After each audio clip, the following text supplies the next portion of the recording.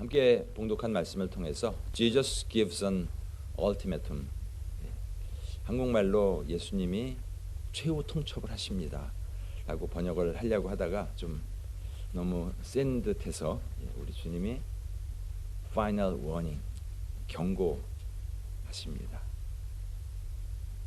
홍콩에서는 운전을 하시는 분들이 많지 않지만 이곳저곳에 다니시면서 한국에서도 운전을 하시고 미국에서도 운전을 하시고 운전을 하시다 보면 이 도로 표지판들이 이곳저곳에 있습니다.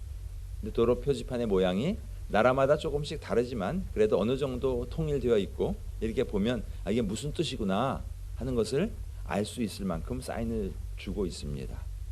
공항을 운전하고 가다 보면 때로는 50km, 이 길에서 어떻게 50km로 가라고, 아무도 50km로 가는 사람이 없는데, 또 뒤에 보면 카메라 있습니다 라고 표시되어 있고, 혹시 우리를 스티커를 발부하려는 트랩은 아닐까?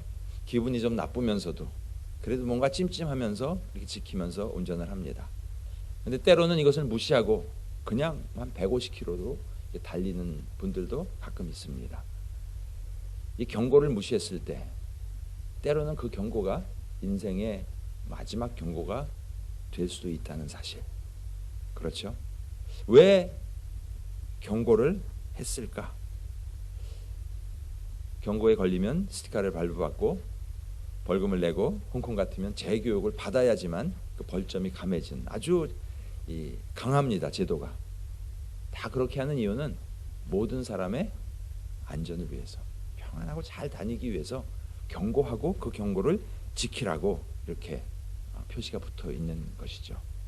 우리가 이야기를 많이 들어보셨죠. 100여 년 전에 영국에서 미국으로 가던 타이타닉. 이 배에 기술적인 결함이 있었습니까? 이 배가 왜 침몰을 할 수밖에 없었을까요? 앞서 지나가는 배들이 앞에 빙산이 있으니까 조심하라는 경고를 타이타닉호에 넘겨주었었습니다.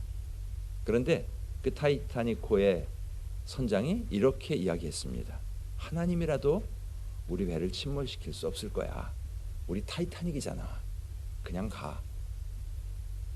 경고를 무시했을 때 그 배에 타고 있던 2208명 중에 1513명이 세상을 떠나는 그런 엄청난 사고가 되었다는 것을 우리는 기억합니다. 성경을 읽다 보면 창세기부터 계시록까지 계속해서 번쩍번쩍 워닝, 경고, 경고, 경고, 참 반복해서 많이 나옵니다. 그렇죠? 보면 그런 경고 앞에 노아처럼 보이지 않는 일에 경고하심을 받아 경외함으로 그 경고를 받고 반응을 한 사람, 그 온 가족 8명이 목숨을 보존하였고 주님께 축복을 받은 노아와 그의 후손. 또 반면에 그 경고를 무시한 모든 사람은 다 죽었다는 사실. 성경은 참 여러 곳에서 경고를 하고 계십니다. 너희가 어쩌려고 그러느냐. 에레미야서 5장에 이 주님의 마음을, 하나님의 마음을 느끼십니까? 마지막에 너희가 어쩌려고 그렇게 하느냐고 하시는 이 주님의 경고. 반복해서 말씀하고 계십니다. 몰랐는데요. 못 들었는데요. 우리는 그렇게 반응할 수 없을 만큼요. 성경을 읽어보시면, 특별히 선지서를 읽어보시면 2절 3절마다 경고, 경고, 경고. 너희들 그럼 혼난다, 죽는다, 쫓겨난다. 반복해서 우리에게 경고하고 있습니다. 왜 그렇게 경고하실까요? 주님이 주신 축복 가운데 믿음의 생활로 잘 준비하며 마지막 날을 잘 준비하라고 우리에게 경고하고 계시다는 사실. 우리 요한계시록, 지금 오늘 이제 9번째 시간입니다. 마지막 주일에 한 번만 더 하면 이제 요한계시록을 다 마치게 되는데요. 첫 번째, 두 번째, 세 번째, 4가지의 환상으로 이루어져 있다고 말씀드렸습니다. 그래서 1환상, 2환상, 7인, 7 대접, 7 나팔, 이 심판에 대한 내용을 함께 다 봤고요. 오늘은 이제 세 번째 환상, 17장부터 20장까지 내용 중에서 18장의 내용을 집중적으로 함께 보려고 합니다.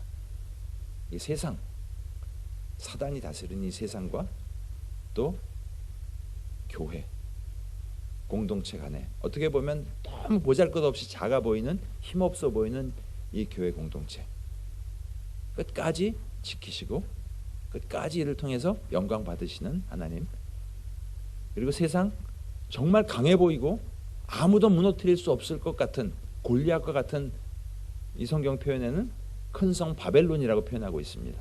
그 바벨론을 하나님께서 심판하신다 하는 이 세 번째 환상의 내용입니다. 그동안 우리가 함께 봤던 내용들을 보면요, 일곱 교회 환상, 그 다음에 일곱인, 일곱 나팔, 일곱 대접 이렇게 쭉 훑어보면서 반복해서 말씀하시죠. 하나님은 심판하신다. 심판의 강도가 점점 강해져 간다.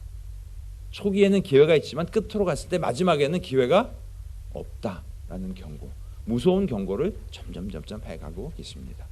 그리고는 17장부터 20장까지 큰 성 바벨론의, 즉 세상, 우리가 살고 있는 이 세상, 사단이 통치하는 세상이 결국은 망할 것이고 영원한 하나님의 나라, 영원한 교회, 새 예루살렘과 새 도성이 세워질 것이다라는 그런 말씀으로 계시록이 맺혀지게 됩니다.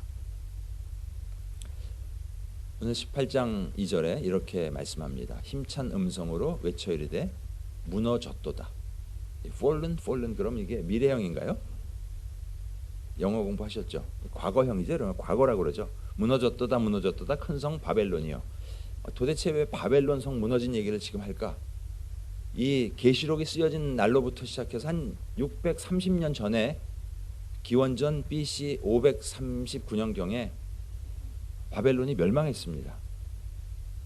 그랬는데 과거에 일어났던 이 일 통해서 큰 성 바벨론이 무너졌도다라는 이야기를 통해서 이 계시록에서 이야기하는 큰 성 바벨론은 그때의 그 바벨론이 아니라 우리가 살고 있는 이 세상을 비유해서 이야기하고 있습니다.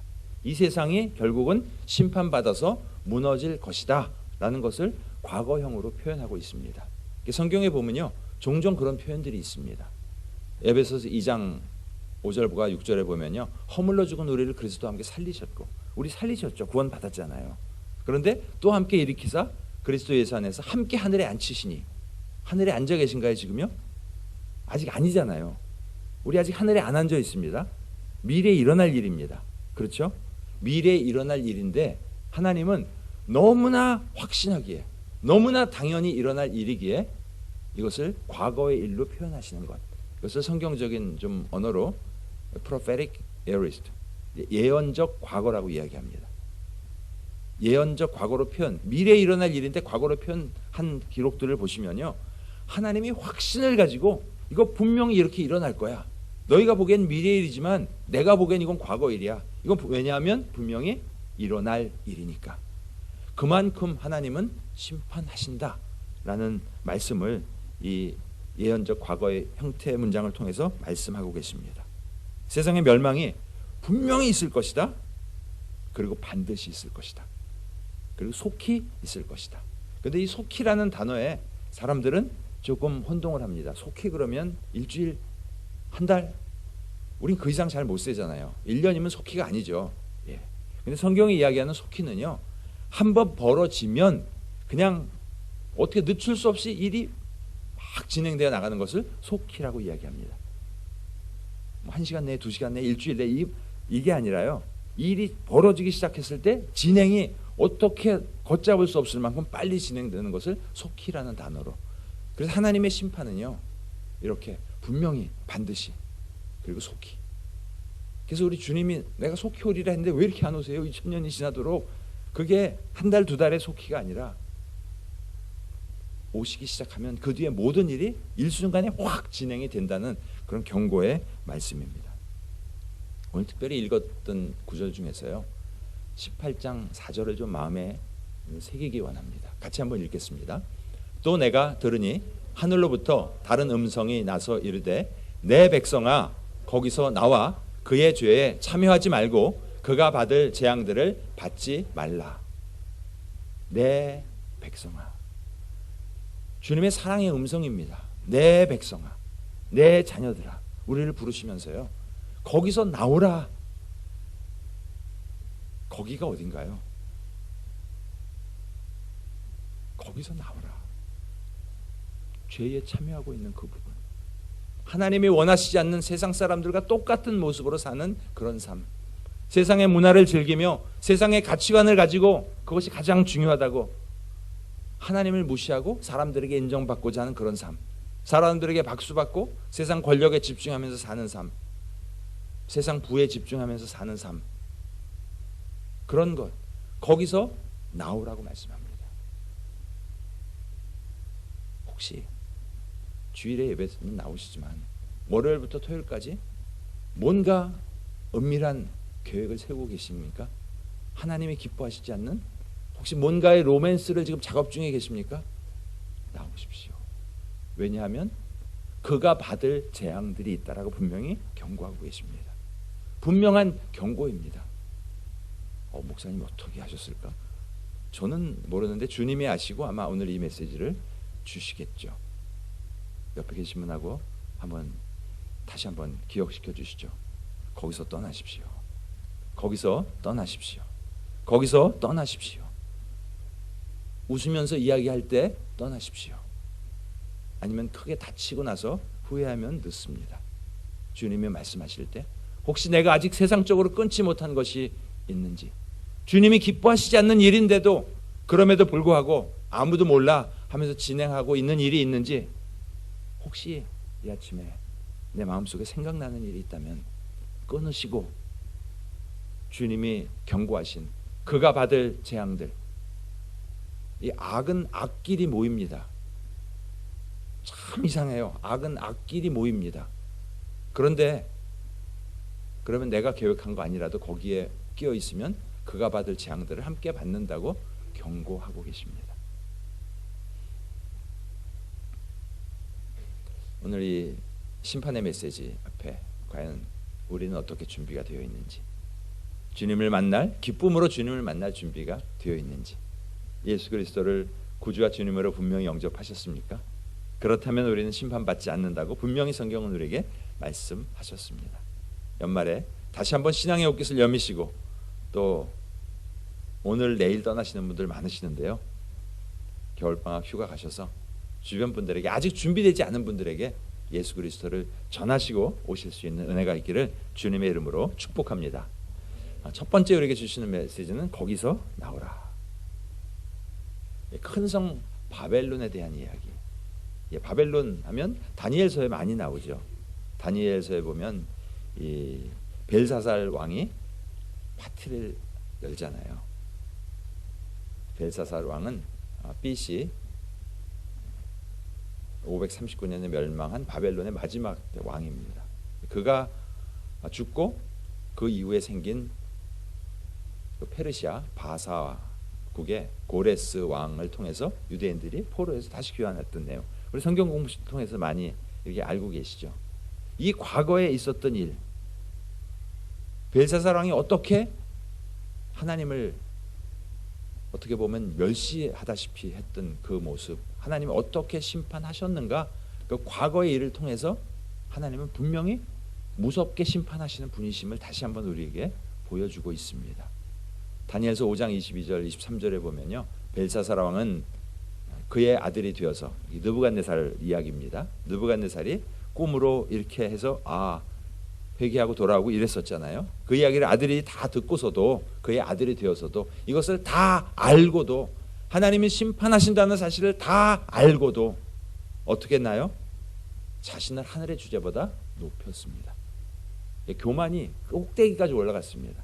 어떻게 높였냐 하면 성전 그릇들을 가져다가 성전 그릇에 담아서 드리는 건 누가 드시는 거예요? 상징적으로 하나님 앞에 드려지는 것이죠.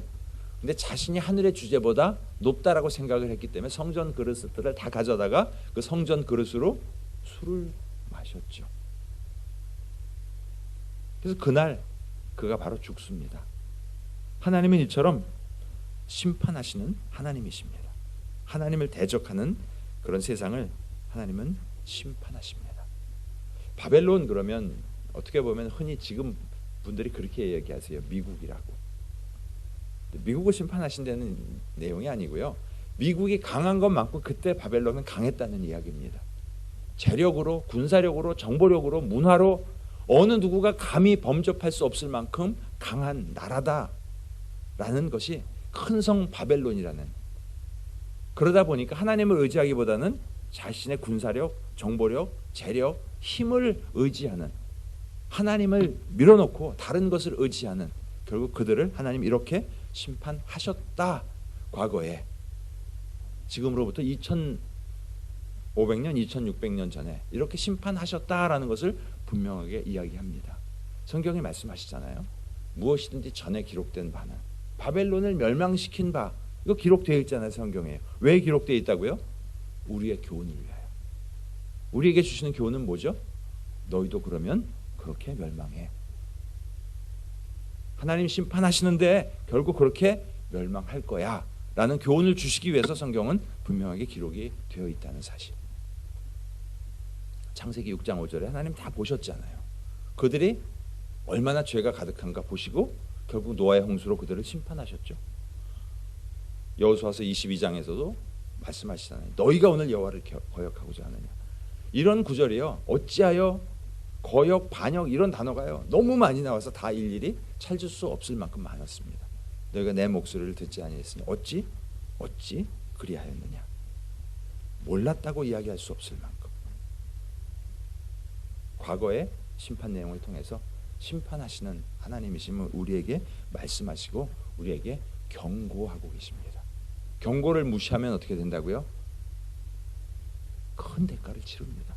그나마 대가를 치르고 돌아올 수 있는 기회가 있다면 좋겠는데 그렇게 돌아올 기회가 없다는, 오늘은 주님의 마지막 경고라는 것을 우리가 기억해야 되겠습니다. Final warning. 18장 4절 말씀 다시 한번 읽겠습니다. 또 내가 들으니 하늘로부터 다른 음성이 나서 이르되 내 백성아 거기서 나와 그의 죄에 참여하지 말고 그가 받을 재앙들을 받지 말라. 다시 한번 옆에 계시면서 이야기해 주시오. 거기서 나오세요. 거기서 나오세요. 혹시 아직 가족 중에 믿지 않는 분이 계시다면 그분을 생각하면서 거기서 나오세요. 제발.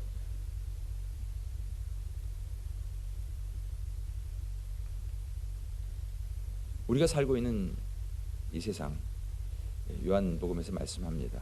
너희가 세상에 속하였으면 세상이 자기의 것을 사랑할 것이나 너희는 세상에 속한 자가 아니기 때문에. 사람들은 세상의 가치관을 가지고 세상을 사랑하며 그렇게 살지만 우리는 이 세상 속에 살지만 세상에 속한 자가 아니기 때문에 세상에 속한 자 아닌 주님의 원리 원칙대로 살아야 될 것을 말씀하고 계십니다. 성경은 우리가 구약에서도 신약에서도 다 죄인이라고 말씀합니다. 구원이 필요한 자라고.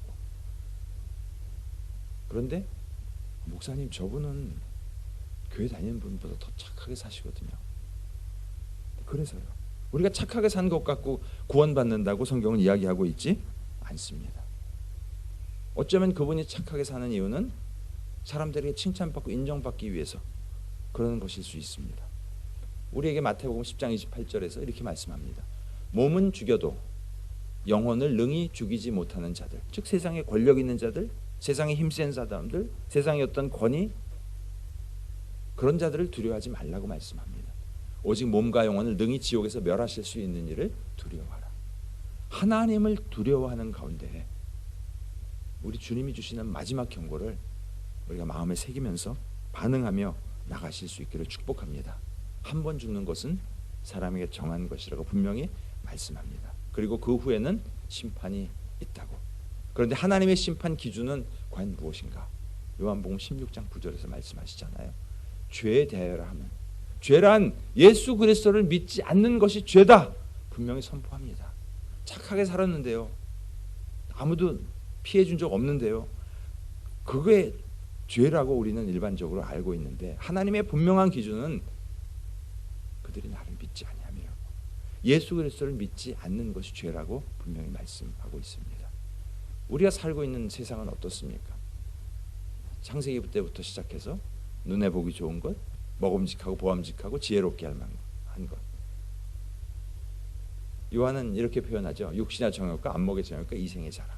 우리가 참 즐기고 좋아하는 것들, 그런데 이런 것들이 다 세상으로부터 온 것 아니다라고 말씀하고 있습니다. 하나님의 분명한 기준 앞에 우리는 우리를 돌아보아야 하겠습니다. 지난주에 이 사무실에 배달 온 수요 저널에 보니까 굉장히 재밌는 기사가 하나 있어서 이 내용하고도 맞고 그래서 좀 나눠보려고 합니다. 여러분 어떻게 생각하십니까? 타인을 구조할 의무와 책임. 오토바이 사고가 크게 났습니다. 종종 홍콩에서 사고가 나죠. 헬멧도 벗겨졌고 오토바이를 타는 사람은 길에 누워서 거의 죽어가는 헐떡헐떡거리고 있고, 이 오토바이를 받은 차 운전하고 있는 분은 너무 겁이 나서 차 안에서 울고 아무것도 하지 못하고 있는 이런 상황 속에서 길 가던 사람 행인 A와 행인 B, 그리고 한 크리스찬이 있었습니다. 행인 A는 아무런 도움도 주지 않고 핸드폰으로 사진만 찍고 있었습니다. 행인 B 또 크리스찬, 도와줘야지, 이 오토바이 운전자를 좀 안전한 인도로 들어서 옮겨야 되겠다 하고 옮기던 중에 이게 미끄러져서 이 사람을 놓쳤는데, 그래서 이 사람이 머리가 땅에 부딪혀서 머리에서 피가 나기 시작하는 상황이 되었습니다. 자, 경찰 앞에 섰을 때 과연 A에게 도덕적인 법적인 책임을 물을 수 있습니까? B에게 그의 의도가 선했기 때문에 이 사람을 다치게 한 죄에서 면하게 할 수 있습니까? 이런 하여튼 재밌는 일이 나왔더라고요. 제가 말씀드리고자 하는 것은 A가 맞느냐 B가 맞느냐가 아니라, 이 변호사의 의견도 홍콩 법에서는 이렇게 되어 있습니다. 물론 나라마다 법이 다른데 홍콩 법에서는 선한 사마리아인의 법이 없기 때문에 A에게 벌금이나 형벌을 줄 수 있는 아무런 규정이 없습니다. 그러나 B는 무죄가 아닐 수도 있다라는 내용을 이야기하고 있습니다. 어떻게 보면 억울하죠. 나 착하게 살았는데. 어떻게 보면 하나님 앞에 우리의 모습이 그렇습니다. 나 착하게 살았는데요. 남에게 피해 준 거 없는데요. 내가 얼마나 선행을 베풀면서 살았는데요. 길 가는 사람 붙잡고 물어보세요. 나 착하게 살았어요. 욕도 한마디 못하고 그렇게 살았어요. 그러나 그것은 내 기준이요, 내 생각이라는 사실. 하나님의 기준은 내가 예수를 구주와 주님으로 영접했느냐, 예수 그리스도를 믿었느냐 믿지 않았느냐, 하나님의 기준은, 죄의 기준은 분명히 그것 하나라는 사실. 하나님은 그 기준에 따라서 우리를 심판하십니다. 그리고 그 기준에 합하지 않은 사람들을 바라보시면서 말씀하시죠. 화 있도다, 화 있도다. 우리가 흔히 이야기하는 큰일 났네, 큰일 났네, 이 정도가 아니라 주님이 화가 있다라고 말씀하십니다. 왜냐하면 하나님은 우리의 모든 행위를, 우리의 모든 언어를 다 기억하시는 분이십니다. 18장 5절 같이 한번 읽겠습니다. 그의 죄는 하늘에 사무쳤고 하나님은 그의 불의한 일을 기억하신지라.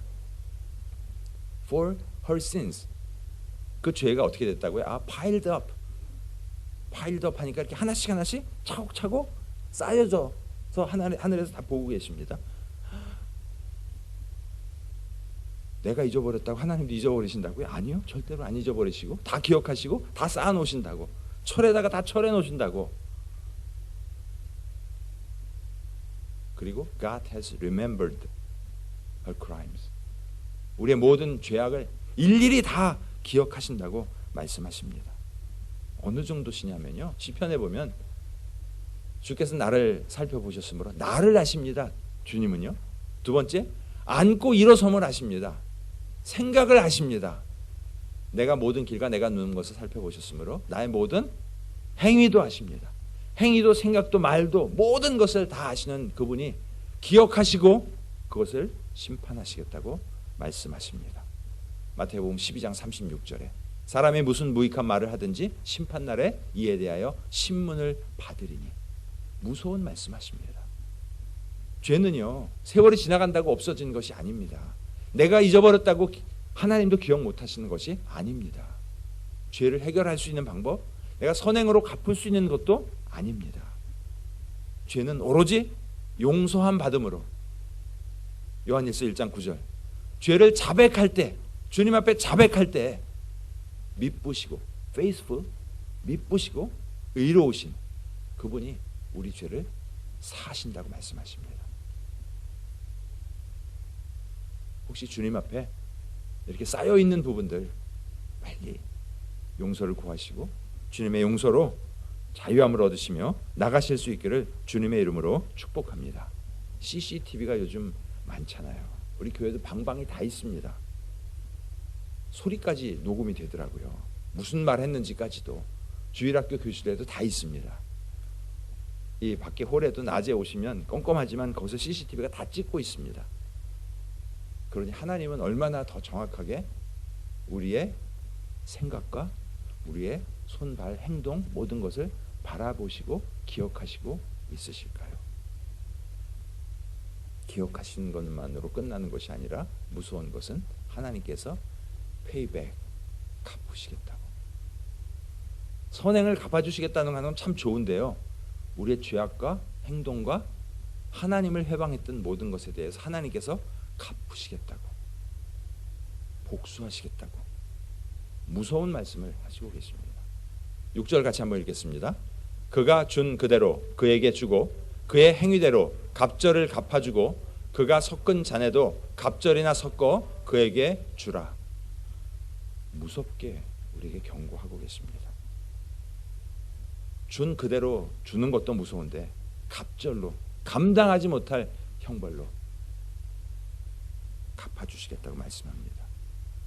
계시록뿐만 아니라 선지서 곳곳에 보면요, 내가 그들의 행실대로 벌하며 그들의 행위대로 갚겠다 반복해서 말씀하고 계십니다. 오늘 세상에 바벨론의 행위가 어땠는가 보면요, 그가 얼마나 자기를 영화롭게 하였으며 자기를 영화롭게 했습니다. 자기가 영광 받아야 돼, 자기가 주인이고 사치했습니다. 그만큼 고통과 애통함으로 갚아주라. 그가 마음에 말하기를 나는 여왕으로 앉은 자니, 즉 나는 힘이 있으니까 아무도 나를 건드릴 수 없어, 나는 절대로 넘어지지 않아, 무너지지 않아 하는 그런 교만. 과부가 아니라, 과부는 반대죠. 내가 스스로 할 수 있는 것도 아무것도 없습니다. 주님의 도우심이 없으면 생존이 안 되는 사람을 과부라고 성경은 표현합니다. 나는 여왕이기 때문에 결단코 애통함을 당하지 아니하리라. 교만한 자들의 모습, 그들을 심판하시겠다고 이제 8절부터 시작해서 19절까지 아주 디테일을 말씀하십니다. 8절, 9절에는 보면 땅의 왕들이, 왕은 누군가요? 권력과 힘과 재물과 모든 것을 가진 사람들. 또 11절에 땅의 상인들, 물질을 잘 버는 그런 사람들. 또 뱃사람들, 선장, 선계, 즉 전 세계를 마음껏 자유롭게 다니면서 일하는 그런 사람들.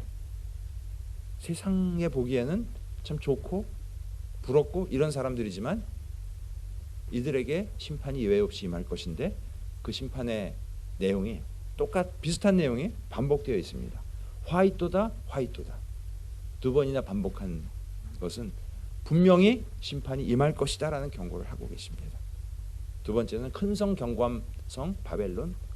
네가 아무리 크고 견고하고 바벨론, 네가 유명하고 네 힘으로, 네 물질로, 네 문화로, 네 군사력으로 스스로 쓸 것 같은, 그러나 하나님이 한번 치시면 1시간 안에, 저게 뭐 문자적으로 정말 60분 안에라는 의미라고 해석할 수는 없지만 짧은 시간 안에, 1시간에 한 방에 하나님께서는 다 무너뜨리실 수 있다. 이런 심판이 속히, 즉 심판이 시작되면 아무도 여기서 빠져나갈 수 없을 그런 엄청난 심판이 있을 것이다라는 것을 우리에게 경고하고 계십니다. 연말에 계시록을 하게 돼서 좀 무거워요. 저도요. 죄송하기도 하고요. 근데 하나님의 말씀이거든요. 우리가 이 심판 앞에 어떻게 준비되어 가고 있는지. 주님은 이 땅에 마지막 선지자로 오셨습니다. 더 이상 다른 선지자를 보내지 아니하시겠다고 하셨습니다. 그리고 주님이 사도 요한을 통해서 마지막 경고를 우리에게 주고 계십니다. This is his final call. 여러분 비행기 많이 타시죠? 예.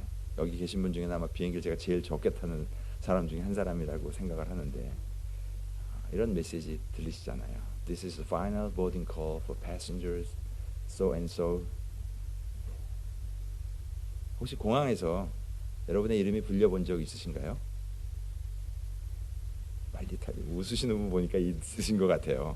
예, 쇼핑하다가 시간이 이렇게 간지 모르고 5분밖에 안 남았네. 막 뛰어가서 문 열어달라고. 아이고. 그런데 뭐 기다리겠지 뭐. 비행기가 내가 손님이 왕인데 기다리겠지 뭐. 오늘 못하면 내일 타지 뭐. 그런데 내일 비행기가 있다는 보장이 없습니다. 그것이 마지막 비행기일 수 있습니다. 오늘이 어쩌면 이 경고가 우리에게 마지막 경고일 수도 있습니다. 내일 주님이 오실지, 아니면 내일 우리가, 이렇게까지 얘기하면 죄송하지만 내일 우리가 살아있다는 보장이 없기 때문에 주님의 귀한 마지막 경고 앞에 다시 한번 우리의 신앙의 옷깃을 바르게 여미시면서 내가 구주와 주님으로 우리 예수님을 모셨습니다.